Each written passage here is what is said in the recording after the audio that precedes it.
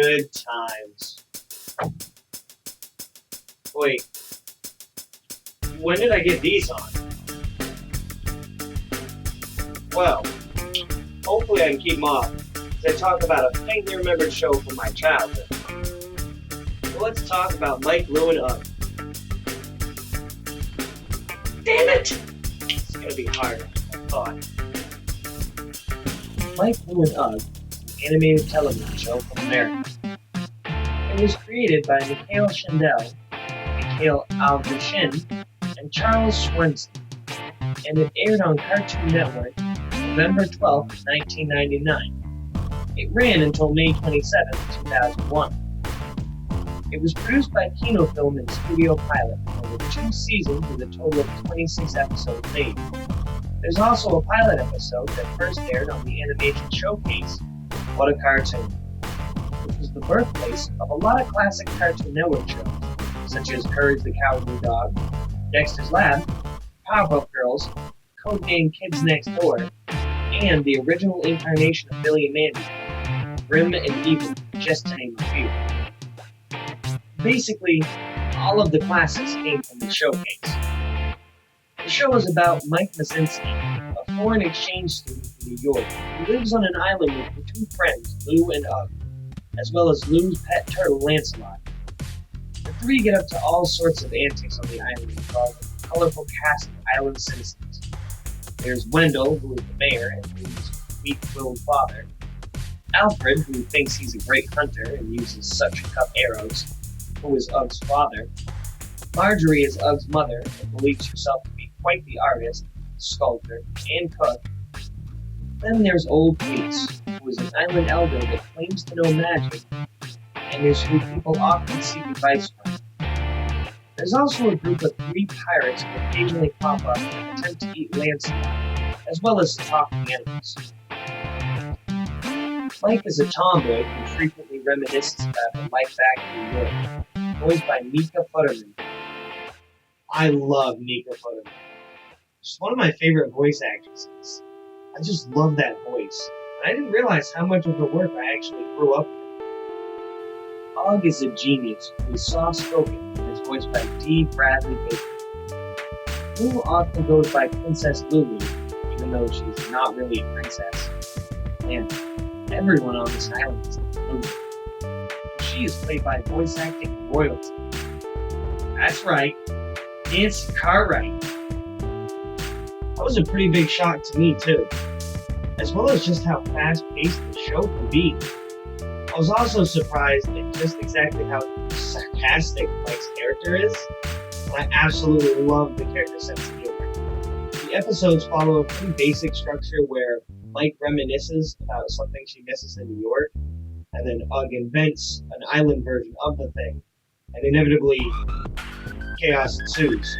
At the end of the day, oftentimes the turtle Lancelot will save the day, but not all the episodes have that. And there are some episodes that just ignore the formula altogether.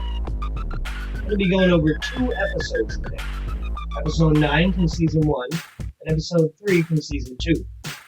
But before we get to that, this is a pretty good time to highlight that theme song. On the island, pretty island, where nobody's got It's just so catchy and fun. Moving on, this episode starts with Mike running errands around the island. She quickly gets tired of running around the whole island and pitches the idea of an apartment building to him. Her and Og strike up plans for a high-rise apartment, and Mike oversees the town and building. Lou has other plans, however, and switches the plans early on, leaving the entire building void of floors or rooms. The town discovers this as they finish. Before they can really confront Lou, Og arrives and warns them the building is about to collapse, which it promptly does with Lou inside. Also, there's this. I wonder if there's a lesson in this, or if it was just a waste of time. I learned that the strength of your bond is proportional to the tensile strength of your bonding agent. Yep, it was a waste of time. This segment starts with Og looking a bit down, as it's his birthday and he's a little worried that his father is going to drag him out hunting again. He tells his father that he doesn't want to hunt, but his dad just completely ignores him. He gets dragged along as his father fails at hunting. During this, his animal buddies stumble upon Og and bad hunting. They misunderstand and confront Og with his father, who gets all kinds of messed up. Og explains that his father couldn't hurt a fly. Literally. Everyone makes up, and Alfred goes on thinking he's a great hunter. This episode starts with the starving pirates trying to find a way to get food. After consulting his bunny hand puppet, the pirate captain comes up with the idea to throw a message in a bottle out to sea. Mike finds the message and decides to give the pirates a chance. While talking with Marjorie, who is busy cooking, she finds that there's a big island feast coming up, and Mike tells them about Thanksgiving. What on earth is Thanksgiving?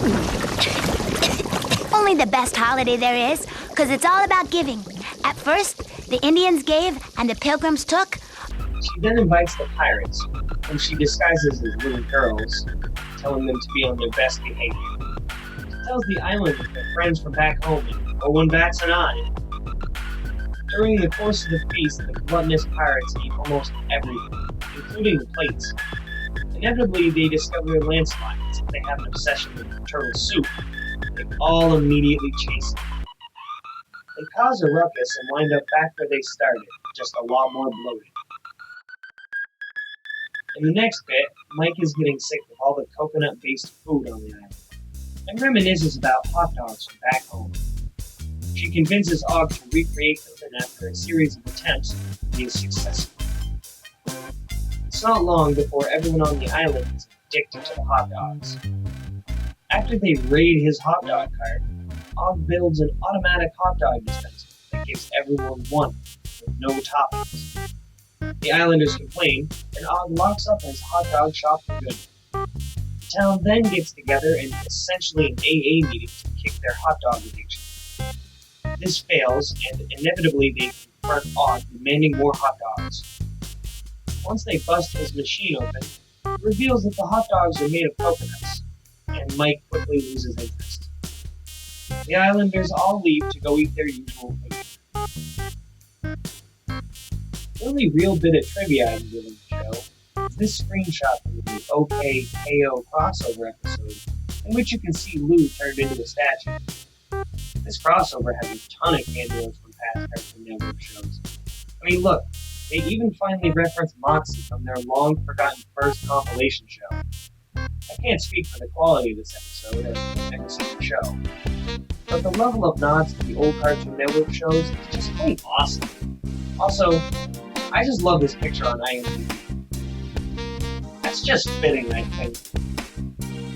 The show ended with no fanfare. There was no reference in the final episode of it being the final episode, or any kind of resolution for Mike getting off the island. Which kind of makes me think that they didn't know they weren't getting renewed. But on the plus side, at least it didn't end with some sort of cliffhanger. It did get reruns on the Boomerang channel from 2006 to 2011, and it's available on Cartoon Network on demand as of 2017. Finding a complete DVD, however, is a much more difficult and expensive task. Also, it appears that the DVD is missing the final episode of the series, as well as the pilot. I watched this show as a kid when it first aired on Cartoon Network. Even though it wasn't my favorite on the network at the time, it was still one that I would consistently tune in to watch, and I definitely noticed when it vanished. Though with all the other great programs and stuff they had on the network at the time, as well as my short attention span, it didn't take long before I forgot about it and moved on. And it wasn't until years later in high school, actually, that something randomly jogged my memory, and I had to go back and rewatch it. I hadn't watched the show since then, before watching as much as I could for the review, so I am looking at this with somewhat fresh eyes. Somewhat fresh eyes. It's pretty clear that I have a lot of fond memories attached to the show, and that I like it an awful lot. Though I admit that I did realize during the binge that I did preparing for the review that it's probably best in small doses. It got a little boring watching a ton of episodes back to back. It's obviously not as good as the competition it had on its own channel.